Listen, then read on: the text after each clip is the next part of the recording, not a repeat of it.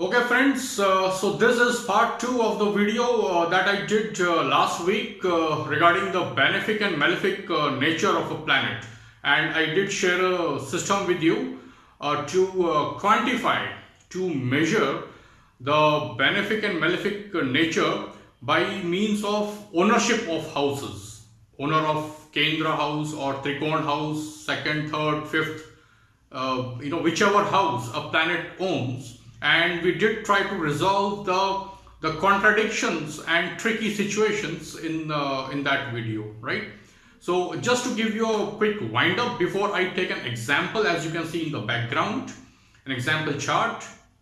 The system is about resolving situations like is a planet benefic or malefic by virtue of its ownership of houses, if it's simultaneously lord of a Trikon house and lord of, say, 8th house, that is lord of a trine and lord of 8th house, or lord of 6th house, right? A lordship of Kendra house, that is quadrant 1, 4, 7, 10, and the same planet at the same time is lord of 6th house as well. So what do I call that planet? Is that planet a functional malefic or a benefic, right? So that precisely is answered in terms of numbers. We understand numbers very easily, right? So in terms of numbers in the last video, so just to give a quick 2 minutes rewind of that, the Kendra houses 1, 4, 7, 10. 1 is special, I'll come back to that. Okay, 1, 4, 7, 10. These houses get marks, positive marks. The lord of first Kendra house +1, +2, +3, +4. So lord of 4 in this house, in this chart, Mercury, this is Gemini, right? Gemini, Mercury is the lord. Mercury gets +4 because it is lord of 10th house. Okay. Lord of trinal houses, that is 5 and 9. So lord of 5th house gets +2. Lord of 9th house gets +4. What about 1? This is both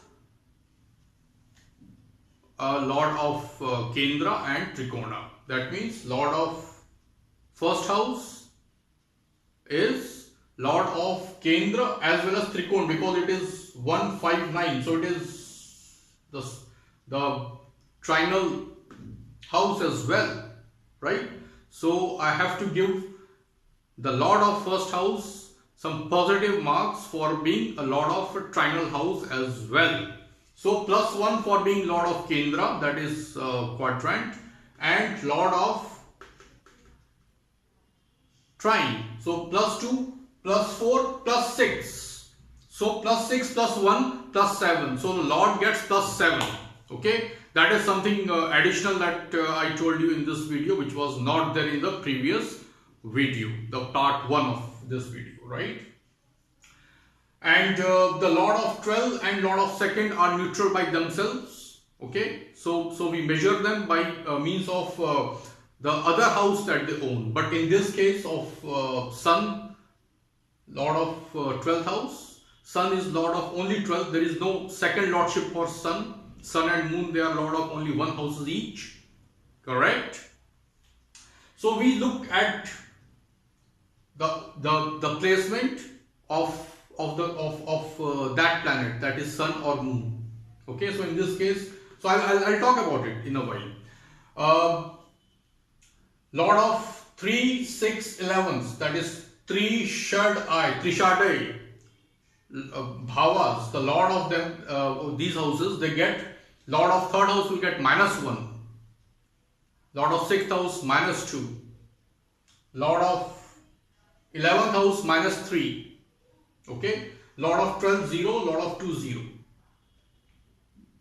What about 8? -6, very malefic, -6.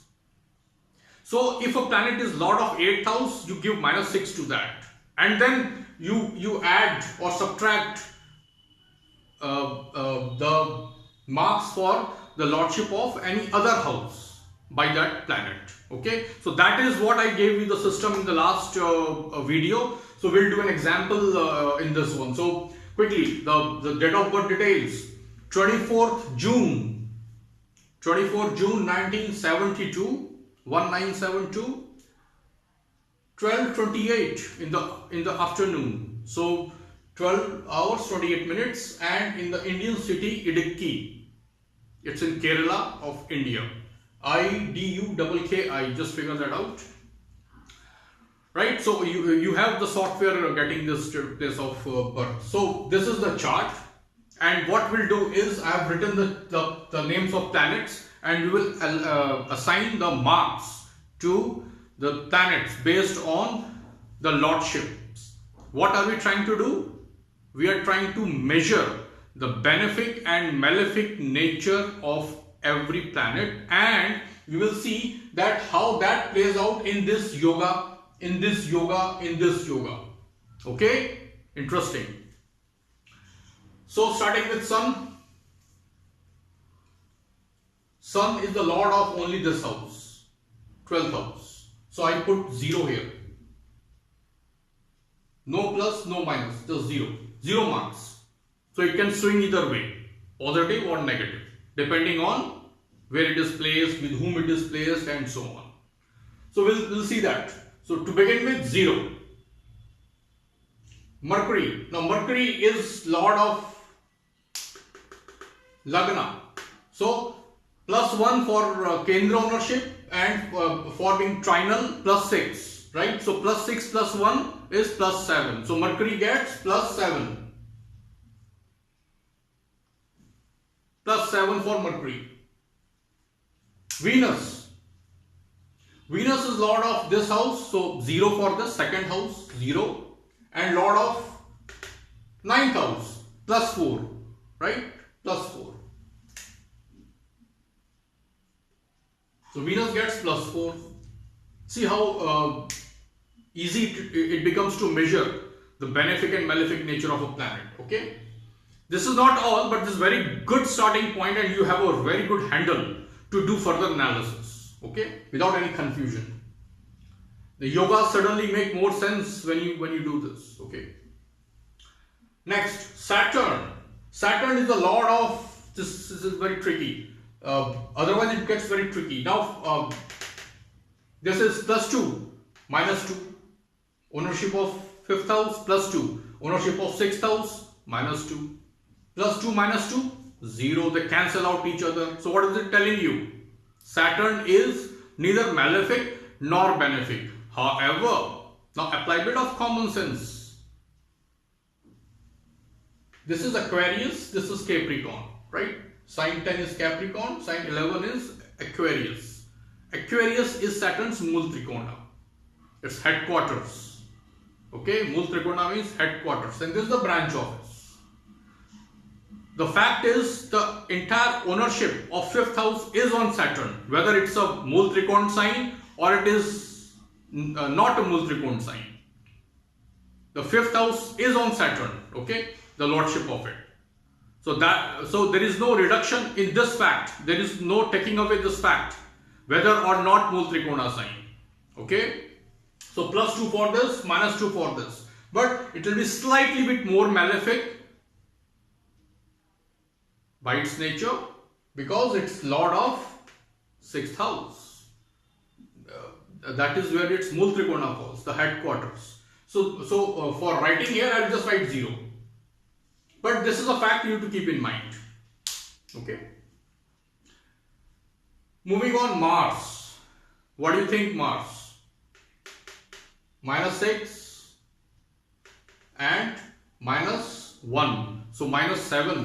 Pretty malefic, you see, for this Lagna, that is Virgo. For Virgo ascendant, Mars is pretty malefic, -7. Okay, next one is Moon. Moon is lord of this 11th house. So what do you give to Moon? -1, 2, 3. So -3. Okay, Moon is -3 malefic, so -3, so malefic in this chart. Jupiter. Jupiter is the lord of 4th and 7th. So 1, 2, 3. So 2 plus 3 plus 5. So Jupiter is plus 5. Okay, Jupiter is plus 5. Got it? Right. So I'll come this side. So now what we have is a system of measuring how benefic or malefic a planet is in a given chart. Okay, now let us see how it plays out at a top level, how it plays out. See, this one is very important part of our chart. This is a chart of a female. Okay, Sun and Mercury, they are together. Sun is 0, so it is not adding, not subtracting, but Sun in 10th is hailed in fundamental Jyotish, rightly so. It is something called Digbala. Digbala means directional strength. The direction, see, if this is east, this is the top. When Sun is strongest in the day? At 12 o'clock. Right when it is on the head, it's strongest. That is when it is in this chart, Digbala. Okay, so Sun is strong, so it is kind of getting more towards the benefic nature.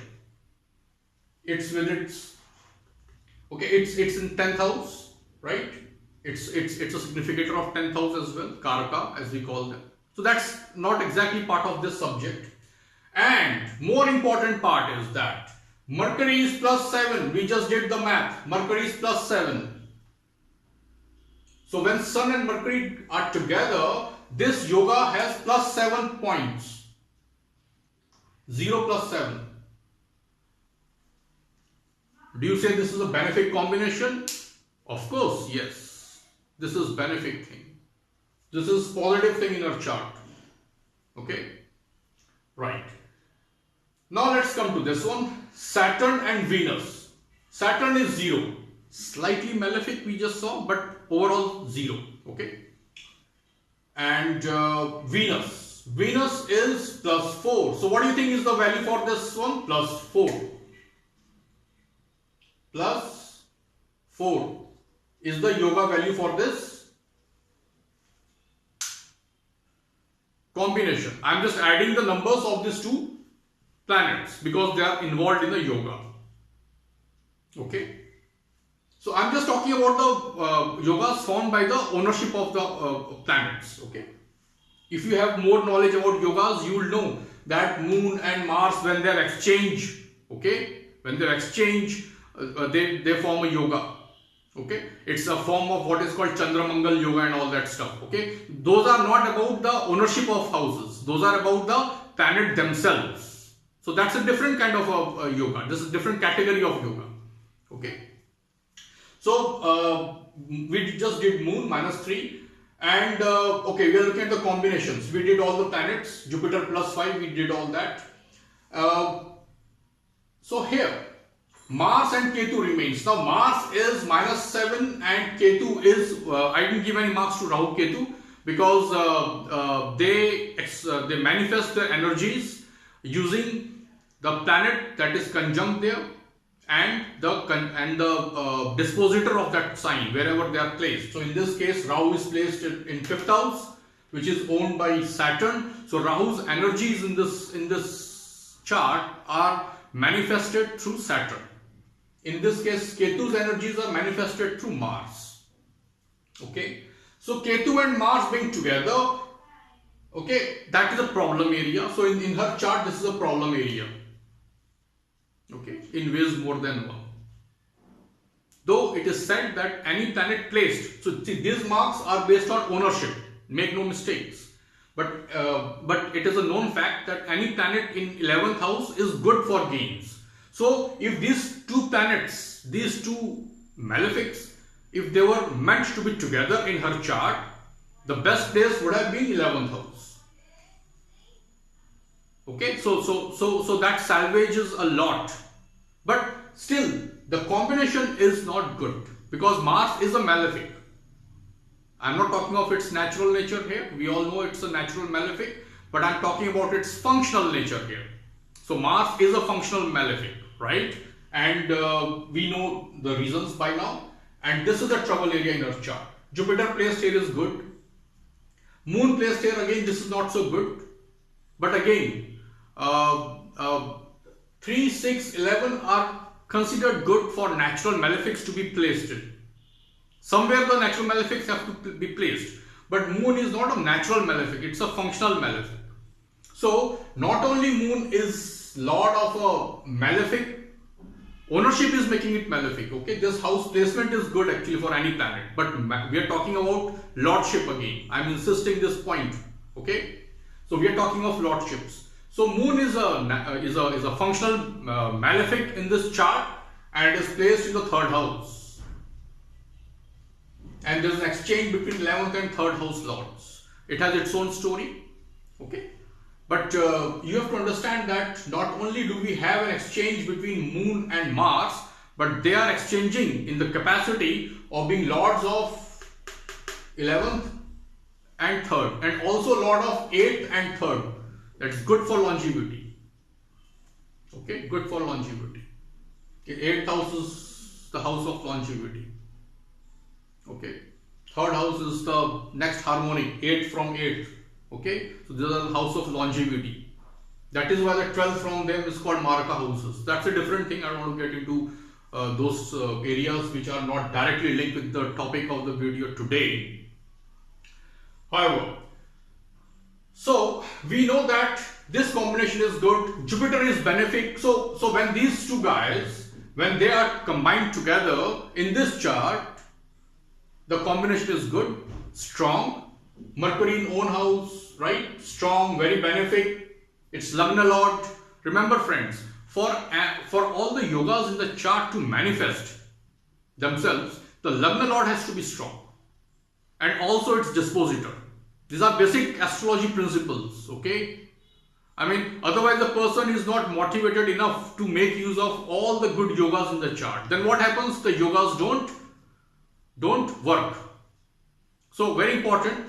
For any kind of yogas in the chart to work, the Lagna Lord, the person himself or herself has to be strong. So Mercury is damn strong, lord of 1st house. The person is very strong with the Sun. Sun is again strong. In the 10th house, Sun is always strong. And these two guys are aspected by again a strong Jupiter. And Jupiter is functional benefic also in this chart, lord of these two Kendra houses. That means this is a very strong highlight of her chart and very positive one at that. Okay, and this is a bit negative. However, this is also positive, but this is a bit tricky. Okay, Saturn and Venus. Saturn is lord of her child, her son. She has a son. Okay, and it's very good for Sun. How? If for Sun, this is the Lagna, right? 1, 2, 3, 4, 5. Lord of 5th and 5th with, and it is also Lord of 10th from this house, 5th house. Okay, 7, 8, 9, 10. So Lord of 10 and Lord of 5th. It's a Yoga Karaka. Venus is Yoga Karaka for this house, and then it's combined with the Lagna Lord, that is Saturn, and 2nd house. So it is very good combination for Dhana Yoga. Good for money and career. Also in her chart, the native chart, you see, I mean chart is natives only, but from her perspective, that is from Lagna, you see that Lord of 10th in 10th, Lord of 9th in 9th. Venus is Lord of Taurus.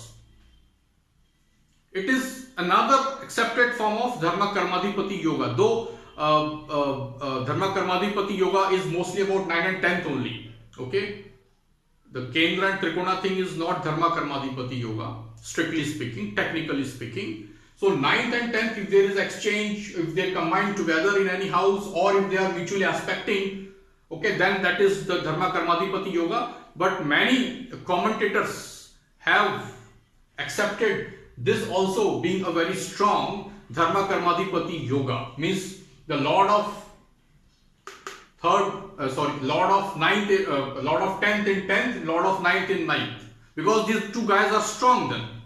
Okay, so that is also good yoga. And from the sun's point of view also, it seems that her dharma karmadipati yoga is going to be manifested very well when the sun is kind of doing his career and job, whatever his career and job. So this is going to be very useful for the sun as well. Okay, it's the indications are there from the mother's chart herself. Anyway, these two, this is not very good. Now the problem here is her sun is Saturn, Lord of this is Saturn, herself is Mercury. Now Saturn placed at 12th from Mercury. You count from here to 12th, right? So obviously, I mean, in this case, her sun is going to be very much a drag on her energies because it is placed at 12th from her. Okay, sun enjoys the life more so because of his mom, not because of his father. And that planet is a bit malefic for her also. Okay. Does it show separation? Yes, Saturn, Venus together, whenever you see in a chart together, just check for that being separation or not. So there are many Nadi concepts, okay, which I don't want to get into it. Mars and Ketu together, and if I move from Venus towards Mars, there is Ketu and a lot of planets here, very strong planets. Okay, and the main issue is that the Lord of 7th house and her, that is Mercury, they are at Jupiter and Mercury like this, but Jupiter is retrograde, so it's a bit of an issue. You will say that separation can happen, but for separation to happen, the Lagna Lord has to be strong. The sense of self has to be in a stronger way. Only then you must confirm any kind of separation. So that's a different thing. So I'm just talking of possibilities from this yoga. So overall for her it is good, but for marital life it may not be so good. Okay, Venus is a natural karaka for 7th house. Okay, and Saturn is Lord of 6th house, something which works against the marriage. Okay, it is 12th from 6th from 7th house of marriage, right? That is Saturn, and it combines with Venus, the natural significator of marriage, right? And these two guys are 12th from her this Lagna Lord.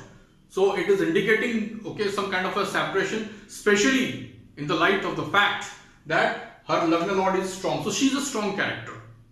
Okay. So if you see things going wrong, if you see too much of 6th house energies coming in your life, then you will think that what am I getting from the marriage and so on. So for that to happen, the Lagna Lord has to be strong. That's very important concept. Okay. So anyway, that is something not exactly relevant here. But the point is, if you do this, as I promised, I'll show that concept using a chart, and you see that this is playing out pretty well in this chart and in any chart that we apply. This doesn't operate outside the scope of the basic fundamentals of Jyotish, and I applied those fundamentals only in this video, right? So you must try to apply this on the chart, and of course you are most welcome to ask me questions which I will love to answer based on this particular subject or in this chart. Okay, I can't do the complete analysis of this chart in a short video, but I just wanted to apply this this system on the chart and show you how it is playing out, which I think I did. All right.